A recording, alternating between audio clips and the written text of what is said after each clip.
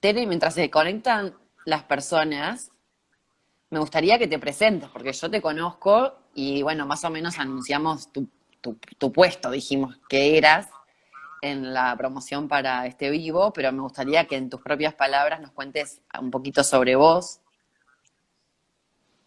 Dale. Bueno, yo me llamo Teresita Poblete, soy chilena, como podrán notar, y hace 5 años que vivo en Uruguay.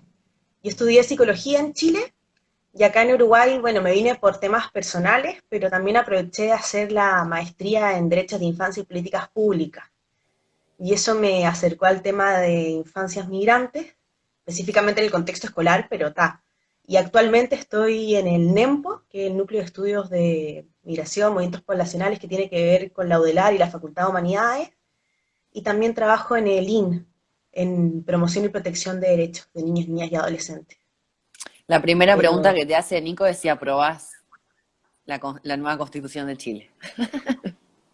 mira, Nico, es un tema muy complicado para decir en internet, pero yo creo que después de escuchar mi respuesta a las preguntas que me hicieron, vaya a poder sacar tus conclusiones, Ah, muy políticamente correcta, Tere, por las dudas. por las dudas. Mira, ahí Bueno, está y Romy, sí. Paraguay, que es una corresponsal infantil y adolescente del instituto. Ah, Una de Lynn. adolescente paraguaya. Hola, Romy. Bueno, muchas gracias a todos y a todas por conectarse. En realidad la primera pregunta tiene que ver con el título de nuestro vivo, que es Infancias Migrantes en plural. Y muchas personas no saben por qué usamos siempre infancias en plural. Entonces, si podemos empezar aclarando eso, estaría buenísimo. Dale, mira, yo lo primero que invito a hacer cuando escribo la tesis, y como en general estos tipos de espacios como de diálogo sobre migración, infancias, tal, es como empezar a pensar desde por qué es tan importante recalcar esta S en infancia. Y yo Ujú. creo que hacerlo independiente, antes que hablar de infancias migrantes propiamente tal, hablar de infancia hace como un corte con lo que históricamente se le ha atribuido a la infancia. O sea, hay construcciones ideológicas que tienden a empequeñecer, a Mm, minorizar la infancia, porque encuentran que es una idea como de algo pasajero, perecedero, que su sentido radica solamente en ser un paso, en una antesala a la adultez. Y realmente esto tiene connotaciones sumamente negativas cuando queremos construir una cultura de reconocimiento a los derechos de la niñez. Porque por una parte, obviamente, al verla como un paso simplemente, niega la importancia de que el niño es niño en el momento. O sea, ellos no solo son preadultos. futuros, claro, y son presentes, ¿no?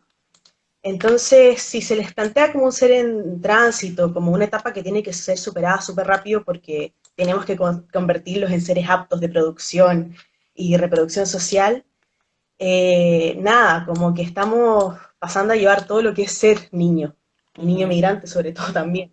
Sí. Entonces, esto también es como un llamado a atención al momento de cómo nosotros nos referimos a nuestros objetos de estudio, porque muchas veces cuando uno habla con las autoridades o uno mismo de repente se encuentra usando palabras como menor. Sí, Y menor es algo que es menos que, entonces eso es súper interesante de analizar. Entonces, por eso yo creo que siempre cuando estamos trabajando con temas de infancia, migrantes, en todo en general, tenemos que pensar como desde dónde se arraiga nuestras institucionalidades. ujú. Y bueno, en segundo lugar, hablar de una infancia nomás desconoce que las infancias son una categoría cultural, son una categoría social, ¿no? Eh, si dejamos de lado de que esto es algo hegemónico, homogéneo, eh, reconocemos que realmente las infancias están socialmente construidas a partir de otras dimensiones, que operan como organizadores sociales, por ejemplo, el género, la clase, la etnia y el mismo enclave social. Acá es súper importante como retomar el tema de la Convención de los Derechos del Niño. Ujú. Igual no voy a entrar artículo por artículo porque, a ver, eso ustedes lo googlean, chicos. Sí. Pero, nada, básicamente, lo importante para mí de la CN es que presenta un nuevo esquema de organización de las relaciones entre el Estado, la familia y la niñez y adolescencia y la sociedad, ¿no? Se reconoce que hay derechos y deberes recíprocos, y esto nos interpela a nosotros como adultos, porque es un desafío que implica cambios en los modos, por ejemplo, en los que nos relacionamos con estos niños, niñas y adolescentes, como padres, como maestros, como decidores políticos o como profesionales en general. Entonces, por ejemplo, en el trabajo propiamente tal que estuve realizando en las escuelas, debido al cambio que intenta promover la CDN, porque a mí no me gusta decir que ya lo logró, yo siento que es un proceso que está en construcción, Ujú. abandonar como esta cosa adultocentrista, colonialista, machista, todas estas cosas que venimos como súper naturalizando, creo que estamos en un proceso muy lindo como de repensarlos desde otro lugar. Yo creo que darle a la categoría de infancias y reconocerlos como sujetos de enunciación te ayuda mucho a ti como adulto profesional a resignificar las cosas, ¿no? Por ejemplo, yo estuve súper atenta en evaluar si se ha logrado abandonar al niño como objeto pasivo de intervención, Ujú. eh, y se le reconoció o no como sujeto de derecho con el mismo valor inherente de los adultos, pero obviamente con las características que que lo hacen niño. No podemos tampoco ser ilusos y decir que es lo mismo, ¿no? Que un adulto y tratarlos igual. No, tienen características diferentes, pero el valor inherente es el mismo. Ujú. Y bueno, lo antedicho obviamente nos lleva a cuestionar el singular de infancia. No podemos seguir hablando de un solo tema de infancia y abordar el tema de la niñez migrante, reconociéndolo como un universo en sí completamente heterogéneo.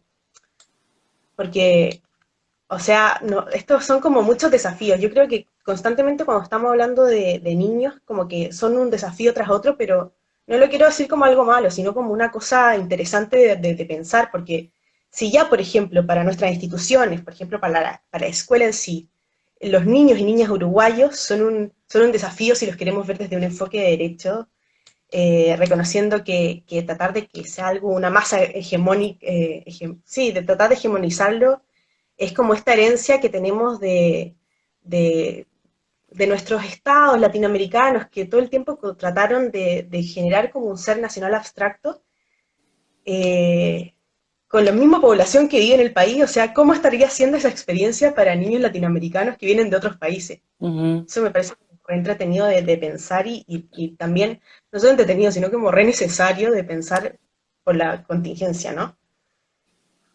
Para mí el ideal sería un Estado que recepcionara a estos niños, evaluando a través de procedimientos adecuados que permitan determinar su interés superior. Y por ejemplo, a la doctora Silvia Giroli, que la conocí en el Colegio de la Frontera del Norte, comentaba Ujú. puntos que suenan súper básicos, pero de repente tú los decís y decís como, pa, ¿cómo no lo estamos haciendo? Por ejemplo, cuando hablamos de infancias, obviamente tenemos que reconocer cuál es su contexto de llegada, qué tipo de migración realizó, las condiciones de la misma, las mediaciones institucionales, cómo fue esa recepción en el país.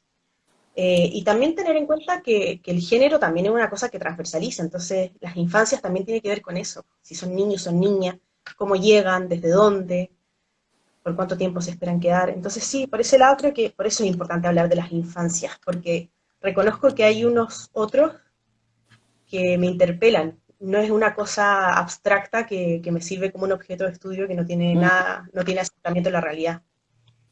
Sí, que de hecho también la propia frase o la propia construcción objeto de estudio también está como muy cuestionado, ¿no? Porque uno por lo general no se dedica como investigador, no se dedica a estudiar, al menos el tipo de investigación que nosotros desde la lógica del encuentro promovemos, yo sé, con Nico sobre todo, que tenemos como estudios de posgrado y que hemos hecho investigación, uno no se dedica a estudiar a una comunidad o a una población, sino que uno estudia con, ¿no? Es como Sí, investiga con y no investiga a. Entonces también la misma construcción de objeto de estudio también puede ser puesta en tela de juicio si uno se pone a pensar o a hilar más fino tal vez.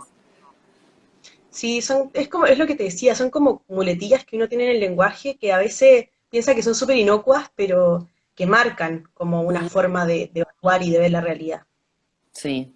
¿Y por qué te parece, tal vez ya lo respondiste en otras palabras, pero específicamente por qué te parece que es importante dentro de los fenómenos de movilidad humana y de migración, darle visibilidad a la experiencia y las experiencias de los niños, niñas y adolescentes. Porque, pucha, los niños, niñas y adolescentes migran por muchísimas razones distintas. Y en general uno cuando lo está estudiando, ve que la migración es por búsqueda de oportunidades, con fines de reunificación familiar, por cambios del medio ambiente que afectan en su comunidad y migran por temas de delincuencia. También se ve mucho y como que lo más común es encontrarlos porque están acompañando a un padre, madre o autorreferente como en el proyecto de vida de este último.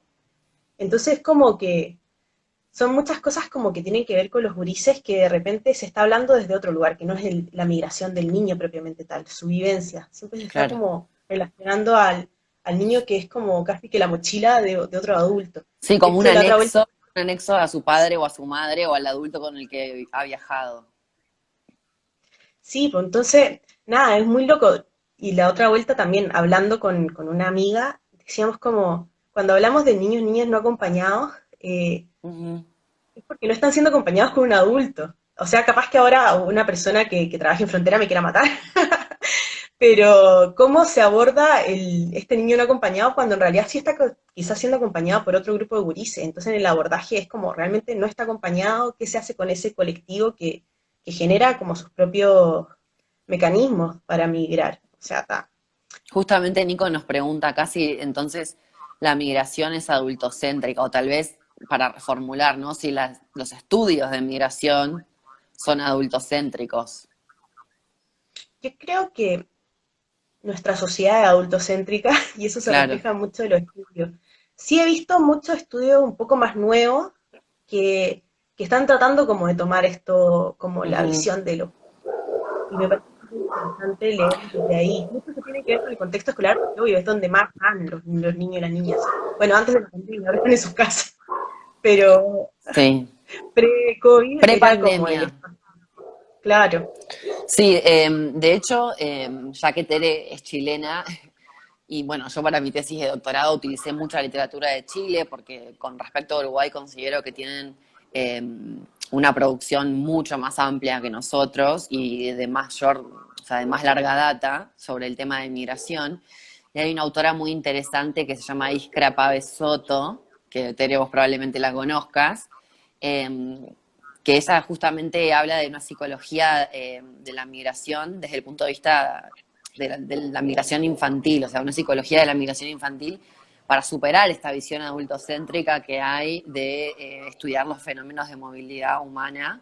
Y sí, si bien se concentra en las escuelas, también se concentra en otros espacios en los cuales los niños y las niñas migrantes están insertos. Por ejemplo, organizaciones de la sociedad civil, consultorios y hospitales, instituciones del Estado, distintas en distintas entidades que los interpelan a estos niños y niñas y que también hacen a su proceso de migración, ¿no? No solamente en la escuela, que sí es como el espacio predilecto, pero otros espacios sociales también. Sí, y otro tema que yo creo que es súper importante de pensar en los niños dentro de la migración, y esto capaz que suena medio incendiario, pero es parte de mi forma de ser, es porque tú puedes pensar en muchas razones de por qué la migración es un fenómeno que se ha venido como siendo como tan en boca de todos Ujú. y cada vez hay más y tal. Y por ejemplo hay gente que dice que bueno, está, las políticas de migración internacional en América del Sur han ido avanzando y como que facilita la circulación, tal, eso es como una visión como más positiva, bueno, que ahora ya medio que se está cortando, pero en algún momento fue como el panorama, pero también hay visiones mucho menos positivas que hablan como de estos colapsos de los países pequeños cuando irrumpe como esta cosa como más capitalista y como, ¿cómo explicarlo? Como con todo este tema que tiene como el multiculturalismo del TIC, donde yo te reconozco en tanto tú me estás dando un objeto como de consumo interesante, entonces es súper Sí, como una entretenido visión folclorizar, utilitaria. claro, y me parece que eso es sumamente importante al momento de pensar la migración de los niños, porque los gurises están también en un proceso de construcción de identidad. Entonces cuando Claro. nosotros vemos estas expresiones como más de folclorización, como de étnicamente absolutista, ¿qué Ujú. pasa con ellos? probablemente tú no sabías hasta cuánto llegó, a qué edad llegó, y realmente si eso es una expresión que lo incomoda y lo hace sentir como un otro, o realmente algo que le gusta y que le hace bien. Porque al final muchas veces como que uno piensa que hacer una feria de donde todos se pongan el traje típico y bailen es lo mejor que se puede hacer, pero ese chico No realmente necesariamente. no, y le está dando la posibilidad de que él te pueda decir si realmente es eso lo que, es esa su identidad con la que él se siente Ujú. representado, porque probablemente no, y es súper válido que no. Entonces, ese es como que un punto súper importante también de pensar la migración desde la infancia, como dejarlos también construir su propia identidad. Ujú. Es que de hecho esta era una pregunta para más adelante, porque ustedes saben que tenemos una serie de preguntas como para guiar la conversación, pero ya que surgió me parece que estaría bueno como adelantarla y tiene mucho que ver con tu propia investigación en las escuelas públicas de Montevideo y con respecto a los niños y las niñas migrantes que son estudiantes en estas escuelas. Y justamente ahora que hablas de folclorización, etcétera, estaría bueno como tratar de aclarar esos conceptos para de repente las personas que no están tan metidos en el tema y no saben exactamente a qué nos referimos. Eh, y hablaste también de multiculturalismo, entonces yo lo que veo también al estar en este tema es que hay como una gran confusión eh, entre multiculturalismo e interculturalidad, como que el común denominador de las personas que está bien porque no están metidos en el tema, eh, tal vez confunden los dos paradigmas cuando en realidad son totalmente diferentes y nosotros y nosotras lo que hacemos apuntamos a una interculturalidad. Entonces, me gustaría, Tere, si vos pudieras tal vez diferenciar brevemente estos dos paradigmas y también vincularlo con este concepto de folclorización que vos me imagino que observaste en las escuelas, porque yo también lo observé. Eh, y ya bueno, ya con eso nos metemos un poco más en el tema de tu tesis y de tu investigación de maestría. Claro, ahí, en eso tiene que ver como en cómo yo reconozco la diversidad. Tiene que ver como con lo que yo te decía antes, como desde dónde yo me estoy parando y por qué me estoy parando desde ese lugar. Cuando yo me cuestiono todo como mi background histórico, puedo entender mucho mejor por qué hago lo que hago. Y ponerlo, y que esas cosas te interpelen, me parece que es donde se genera el enriquecimiento. Lo multicultural tiene que ver con esto, como bueno, se meten todos en el mismo saco y fiesta de migraciones, caigan todos con su cueca, la chupalla, el traje típico. Y en cambio la interculturalidad tiene que ver con generar algo nuevo a través del diálogo. Entonces, y ahí yo Ujú, no lo quiero dejar de cruzar nunca con lo que tiene que ver con la convención, por ejemplo, con el derecho ujú, a la participación de los niños, niñas y adolescentes.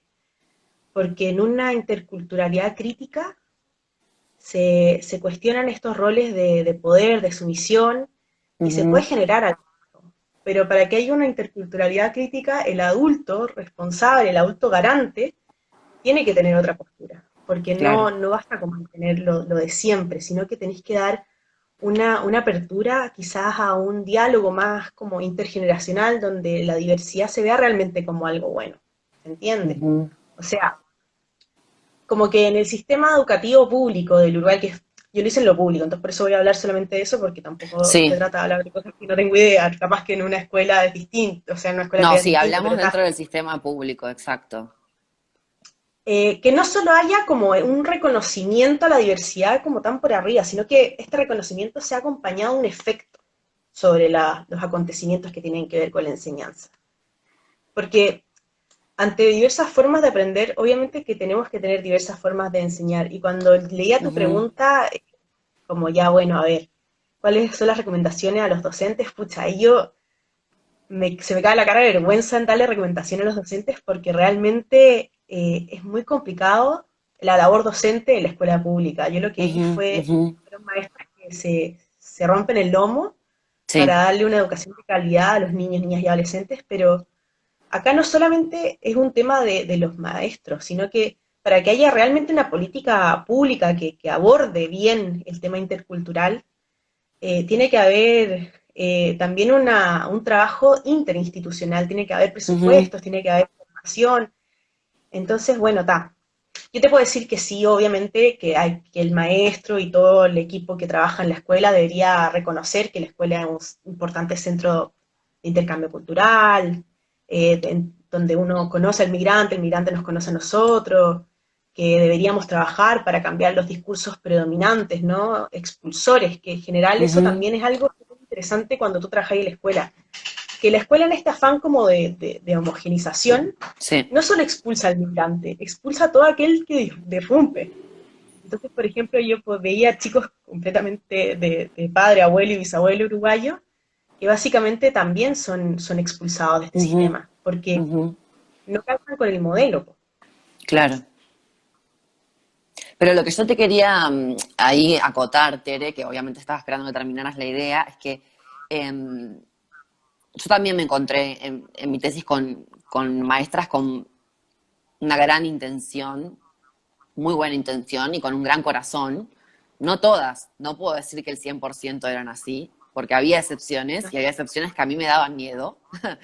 O sea, la gran mayoría tenían una muy buena intención y un gran corazón en esto que vos decís, que se rompían el lomo, eh, de dar una buena educación y de calidad para que los y las niñas puedan ejercer a pleno su derecho a acceder a una educación.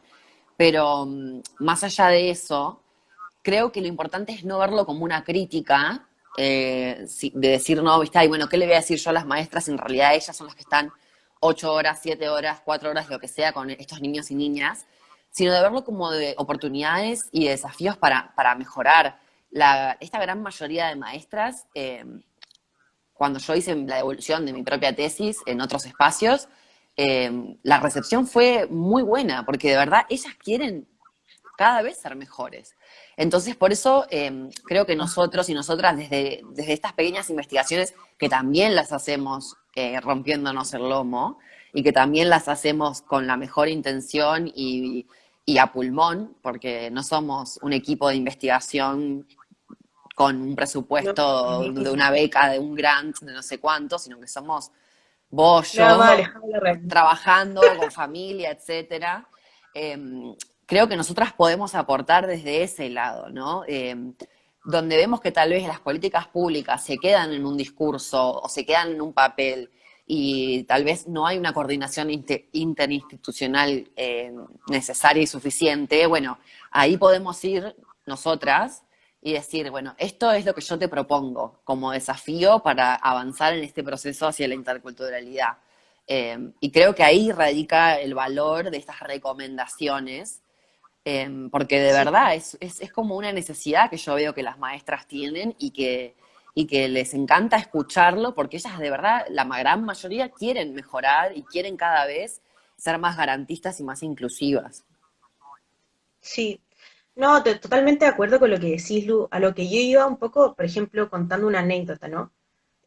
Muchas veces cuando llega un chico migrante a otro país, por ejemplo, un dominicano, se opta por hacerlo repetir un poco como para que se nivele, en teoría, Sí, ¿no? sí, Pero entonces te encontráis en un aula a una chica de 10 años con gurises de 8 que van a cumplir 9. Y sí, claro, yo entiendo que se quiera nivelar, pero si esa niña en verdad no tiene como dificultades de aprendizaje propiamente tal, sino que capaz que viene de otra currícula, exacto. se aburre y te empieza a hinchar las pelotas en el salón.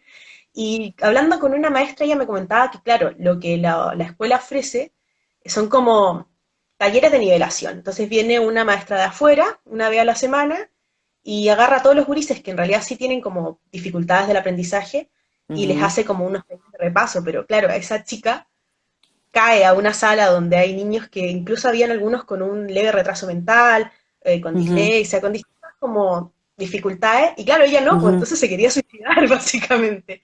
claro. Entonces, claro, o sea, como que si bien yo entiendo que la maestra, el ideal es que sí, o sea, estas investigaciones probablemente sí le sirven y le ayudan a repensar algunas de sus prácticas, no podemos dejar de lado que se necesita mayor presupuesto en la educación, por ejemplo, y Sí. muchas otras cosas que van por otros lados. O sea, para mí lo fundamental sí o sí es como generar en la escuela un trabajo mucho más intergeneracional, un diálogo mucho más abierto donde realmente se pueda escuchar qué es lo que quieren, qué es lo que necesitan y qué es lo que están opinando los niños, niñas migrantes, ¿no?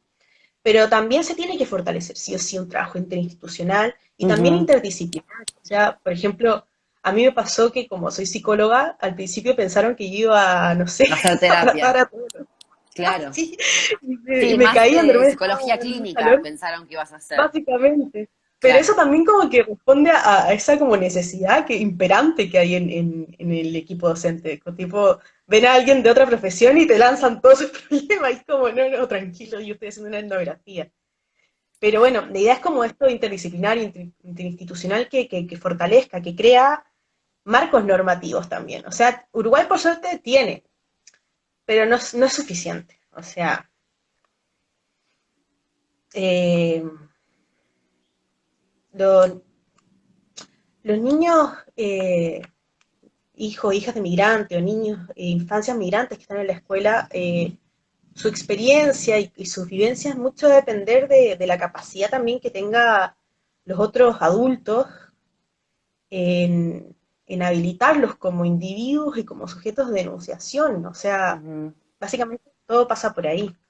No, y también lo que me parece súper interesante es, yo soy muy del lenguaje, de cuestionar siempre el lenguaje, y creo que Nico y Mari, que son como nuestro equipo también, y este tema que a mí me pasaba también en la tesis, en la investigación mía, de la obsesión con la nivelación, ¿no? Este concepto de nivelar, ya justamente habla de una norma hegemónica, de un sistema educativo asimilacionista que dice, bueno, este es el nivel y a este nivel tienen que llegar. Y yo entiendo que cada grado tiene un nivel, porque por algo estamos hablando de primero, segundo, tercero, etcétera. Pero lo que yo encontré, que es como, esto creo que tiene que ver de las investigaciones, ¿no? Como que uno hace como esa interpretación más crítica y tal vez más sutil.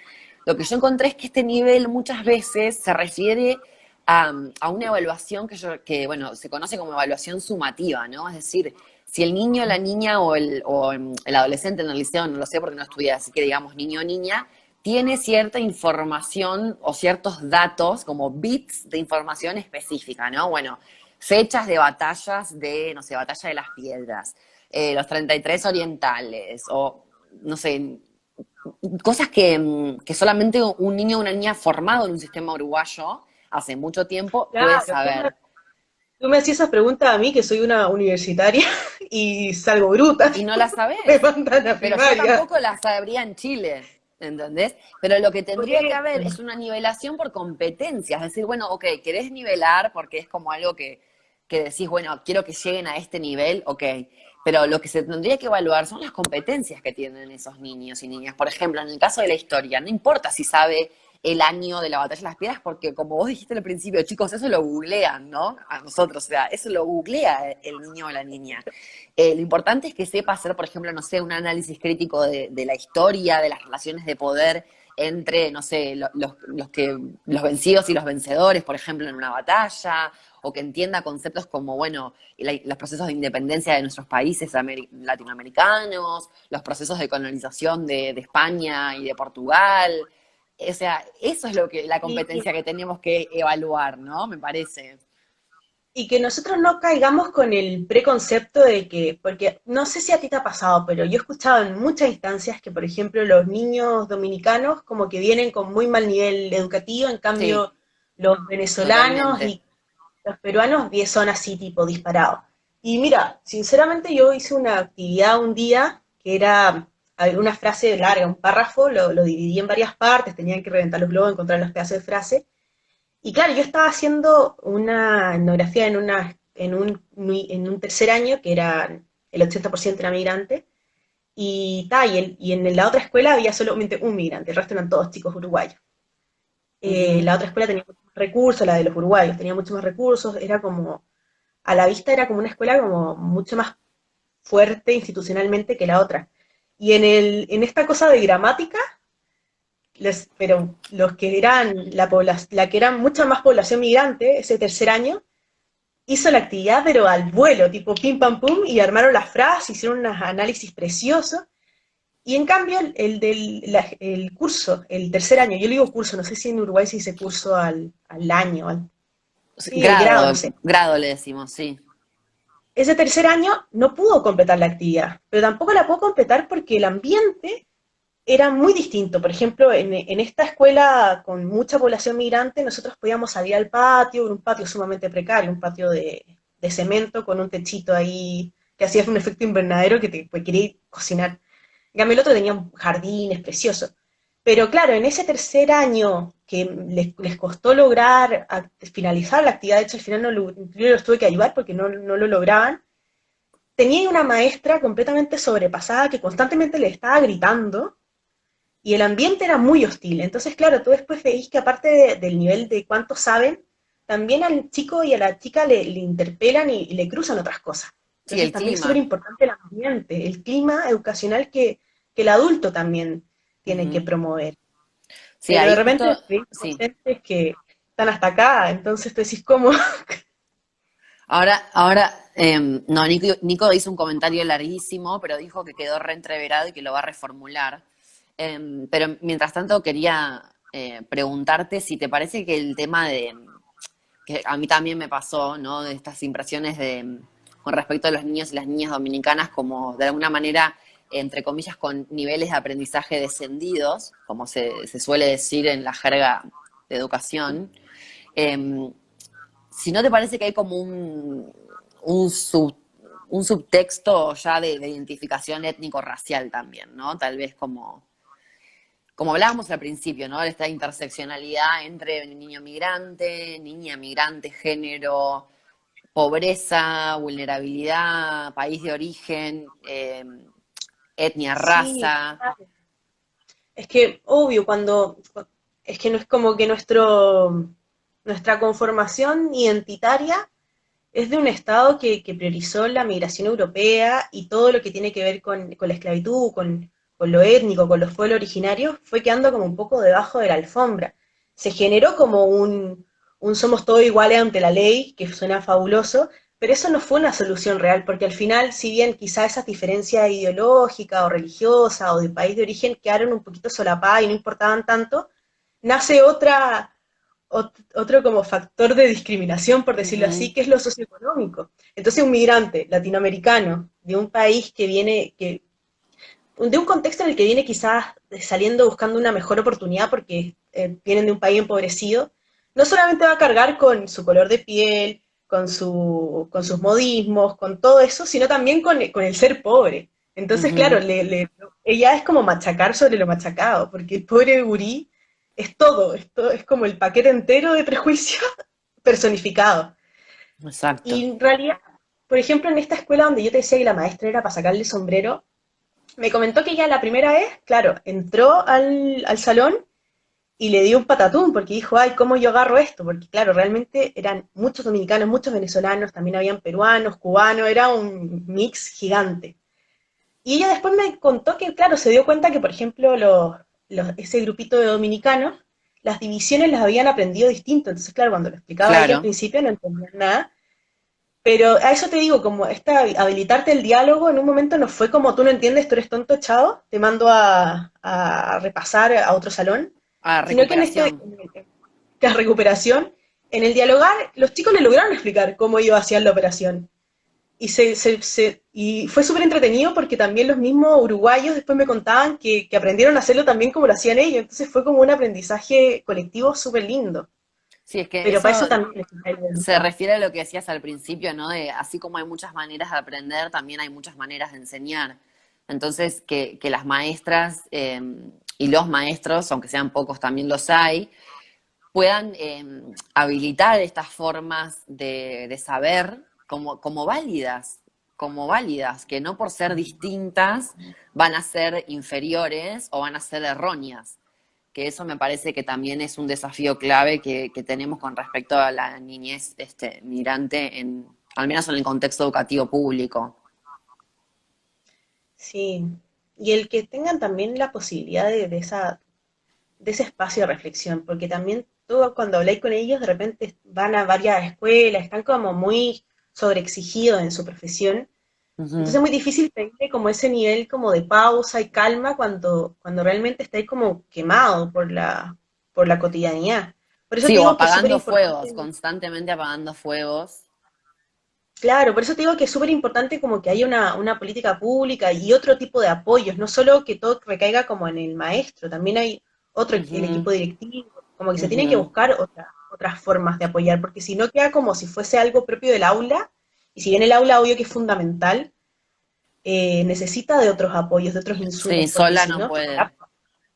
No, justo ahora que no. hablaste, bueno, hablamos varias veces ya de políticas públicas, justamente otra de las preguntas era cómo influían o cómo influyen las políticas públicas que el país de recepción pueda tener con respecto a acceso y ejercicio de derechos, educación, salud, trabajo, vivienda, en los procesos de cómo el niño y la niña migrante viven su llegada y su estadía en el nuevo país, ¿no? O sea, ¿qué impacto tienen estas políticas públicas en las vivencias de estos niños y niñas?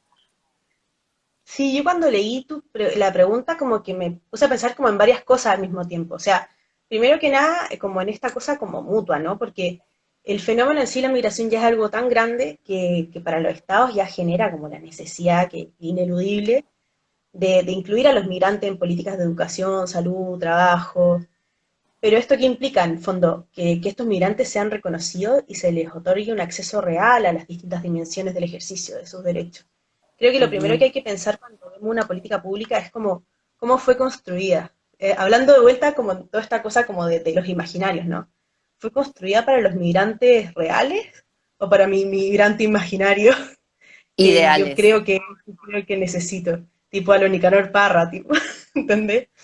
No, Como bueno, como está que pasando ahora con, bueno, con el tema de la pandemia, justo hoy pensaba en eso, ¿no? Esta idea de, bueno, viste que para nuestro presidente, Luis Lacalle Pou, hizo como una gira, una visita, no sé cómo llamarlo, a Argentina, de alguna manera hablando de los beneficios de Uruguay, y sobre todo en el contexto de pandemia, que por suerte, gracias a Dios, nuestros números están bastante bien, como para tratar de atraer que argentinos migraran a Uruguay y que invirtieran y que eh, tramitaran y obtuvieran sus residencias acá. Y yo pensaba, ¿no? Bueno, al mismo tiempo que está pasando esto y que tenemos más de 100.000 consultas de argentinos y argentinas que quieren reubicarse porque quieren ejercer su derecho a migrar, en este caso a nuestro país, a Uruguay, sigue estando la visa para los dominicanos, sigue estando la visa para los cubanos, sigue estando la visa para los haitianos, países de Oriente Medio, de África. Entonces,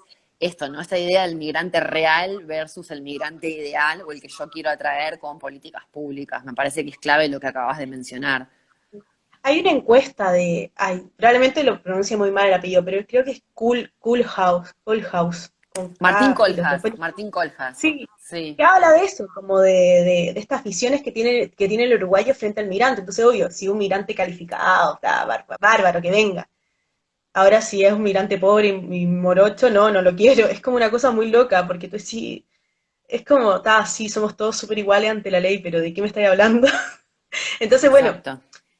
acá con la pregunta, ¿no? O sea, nosotros contamos con convenciones, con tratados, con leyes que son importantes. O sea, obviamente se agradece que existan porque habilitan políticas que pueden dar cuenta de las condiciones más generales de los migrantes, de sus situaciones específicas, son capaces de promover la inclusión, la integración, y más o menos buscan promover y proteger sus derechos, ¿no? Son importantes, dan pie a mecanismos de respuesta, básicamente. Pero lo que hablábamos recién, estas tienen que ser leídas, entendidas, aplicadas, incluso pensadas desde antes, teniendo en cuenta que nada, que para garantizar la promoción y protección de derechos hay un otro en el medio, ¿no? Entonces no puede ser una cosa pensada desde mi oficina, desde lo que yo creo que es la migración, desde lo que yo pienso, Ujú. desde lo que yo quiero que sea la migración. Eh, Pucha, por suerte en Uruguay sí existen estas leyes, está la 18.250, que es una muy buena ley, pero no podemos ser como ilusos y pensar que eso es suficiente, porque Ujú. también el imaginario colectivo, el boca a boca, genera recorridos y experiencia de la población migrante que marca, ¿no? Marca trayectorias. Entonces es un poco reconocer, agradecer y entender que estas leyes sí son importantes, tampoco la anarquía, la locura, Claro, pero son necesarias, pero no son suficientes, no, diríamos. no, no son suficientes, no para nada suficientes, para Acá Nico nada. nos dice que la firma de la convención no obliga al país a tener políticas públicas adecuadas. Ujú. Como En que, realidad, si el Estado aunque Uruguay, ratifica, sí, sí. debería, ¿no? O sea, el Estado, si cuando ratifica, queda medio como comprometido, pero Pero esa es no la sé en qué pregunta, no ámbito va. sabemos, no es vinculante o sí, es vinculante, no es obligatorio. Uno puede ratificarlo, pero después no va a haber ninguna sanción al país si el Mira, país no lo cumple. me parece que sí. O sea, si es vinculante, sí, si no es vinculante, no. Claro, pero no. Claro, eso yo ahí te voy a payar. Prefiero no entrar en ese detalle No, porque tenemos, seguramente tenemos un no tengo esa abogado entre información. nuestros, no, tenemos un abogado que justo es el papá de Nico, que nos podría tal vez en un comentario aclarar eso muy brevemente, eh, este tema de si es vinculante o no, o sea, si legalmente ratificar una convención internacional obliga a que el país tenga políticas públicas para, bueno, cumplirla. Y Nico dice, me parece que no es vinculante. Bueno, eso es tal vez una pregunta para buscar en Google, como Mm. decimos. Yo creo No que sé en qué hora estamos, sí, pero Tere, ¿vos sabés pero qué hora entre es? Así comillas. ya. A ver. Ah, y Porque ya 8:49. sí, ya tenemos que terminar, pero como para ir Se me pasó cerrando, volando. Ah, sí, es que se pasa volando. Como para ir cerrando, tal vez nos quedó pendiente una pregunta sobre cuáles eran las características salientes de estos niños y niñas migrantes que llegan a Uruguay. Eh, por ejemplo, de qué países vienen, eh, cómo, si están insertos, o sea, cómo, en cuanto a sus derechos sobre todo, ¿no? Si tienen un ejercicio pleno de su derecho a la educación, a la salud, a tener una vivienda digna, y cuáles son a su vez los desafíos de que esos derechos efectivamente se cumplan en la realidad, ¿no? sí, bueno, yo cuando leí esa pregunta la entendí distinto, pero así como me la está declarando ahora, claramente, es lo que te decimos, en papel sí, tienen todo garantizado, en teoría un chico o una chica que no tiene cédula puede entrar a la escuela y mientras se le tramita, en la práctica se ve que no, y ese es un gran problema. Y el tema de la Ujú, vivienda es un problema brutal, el tema de las pensiones es lo más ujú, antidignidad que existe. ujú, Entonces, ujú.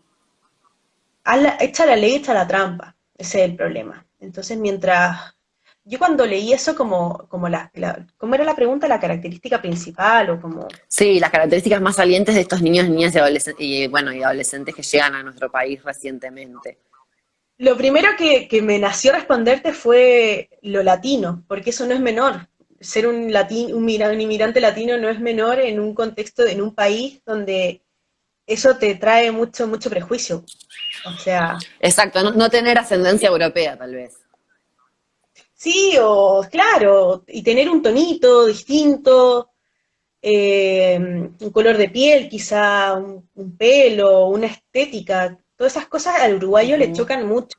sí. Entonces creo que eso es lo principal, sobre todo por lo que venimos hablando, el Estado uruguayo se consolida tratando de homogenizar y blanquear y todos Ujú. bonitos con la mona y el delantal blanco. Creo que Pilar Uriarte, sí, y Montalegre tenían como una frase que decía blanca la túnica, blanco el registro racial, una cosa así, como esta idea de Sí, ese que es Pilar Uriarte y Natalia Montealegre escribieron un artículo que también está online para los que están viéndonos, que es sobre los niños y niñas refugiados sirios y sirias que están en una escuela, creo que era en Salto, donde ellas hicieron su investigación. sí, sí, Y el artículo se llama Tan solo un puñado de gurises. que fue una Y expresión de música, me parece. al menos un puñado de gurises, sí. Y, y bueno, y en eso dicen, sí, blanca la túnica, porque la túnica de Uruguay, la túnica de la escuela pública es blanca con una moña azul, blanca la túnica y blanco, ahí va, la piel o algo así. Sí, es como una gran Sí. frase. Es que creo que resume súper bien el cómo tratamos de trabajar la migración. Creo que esta cosa como asimilacionista que heredamos nos sigue pesando mucho. Entonces es súper difícil Ujú, como desbancarte de eso y reconocer que hay una diversidad que te puede llegar a enriquecer muchísimo si es que le das la oportunidad, y tú te das la oportunidad también de reconocer al otro como alguien igual a ti, básicamente. Suena exacto. súper como, no quiero sonar como Pepsi Cola y Flores y Floripondio y unicornios de colores, pero básicamente es eso, es como, No, pero eso es cuando hablábamos de interculturalidad y multiculturalidad, o sea, multiculturalismo, creo que la clave también es esa, que no haya cuando uno habla de multiculturalismo, dice, bueno, yo respeto que hay otra cultura, pero yo todavía considero que la mía es superior. Y obviamente sí, también po. eso pasa en el modelo asimilacionista. Entonces, la interculturalidad de verdad busca entender a las culturas en pie de igualdad y de igual dignidad. Es decir, de que no por hacer cosas distintas, no por tener un acento diferente, no por tener como vos decías, una estética distinta, nada de eso quiere decir que sean inferiores, eh, premodernos, entre comillas, subdesarrollados, etcétera, sino que de verdad hay una igualdad entre las culturas. Y ese es el gran Sí, desafío. y es como que el adultocentrismo, esta cosa de que haya un adulto que sabe más, se traspapela y en el tema migratorio de repente hay como una cultura que es mejor y que te viene a enseñar a cómo ser ciudadano. Entonces, básicamente es como buscar combatir este disciplinamiento, por decirlo de alguna manera, Ujú, que por definición impone esta lógica adulta como una verdad absoluta en los niños ujú. propiamente, pero también en este disciplinamiento social que se le da a muchas personas de otros orígenes, que es como, no, así no, esta es la forma. Y en realidad Exacto. la forma se construye. Y es un camino. Bueno, tenemos que Ujú. ir cerrando por acá, Tere, pero unos avisitos antes de terminar. Es que, bueno, este vivo está grabado, lo grabó Nico y lo vamos a subir al canal de YouTube de La Lógica del Encuentro.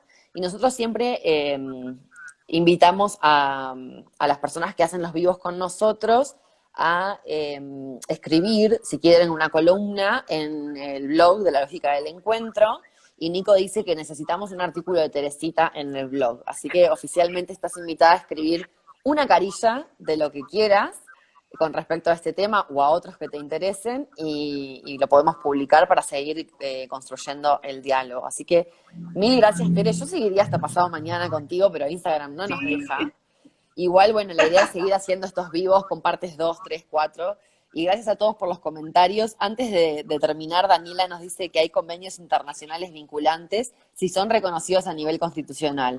Pero existen otros convenios y tratados que obligan a los estados, pero que si estos no los cumplen, se pueden denunciar. Debe ser Es que abogada, eso es una Daniela. objeción. Eso es lo que yo tenía que decir bien, pero Daniela, gracias Dani, me Gracias, explicó cómo Dani. corresponde. Gracias, Dani. Bueno, Tere, muchas gracias, gracias a todos y todas, y nos encontramos en el próximo video que todavía no sabemos cuál será ni cuál será el tema, pero nada, ahí estaremos. No, muchas gracias a ustedes por la invitación. Bueno, me alegro que te haya gustado. Un beso, Tere. Que estén bien, chao. Chao.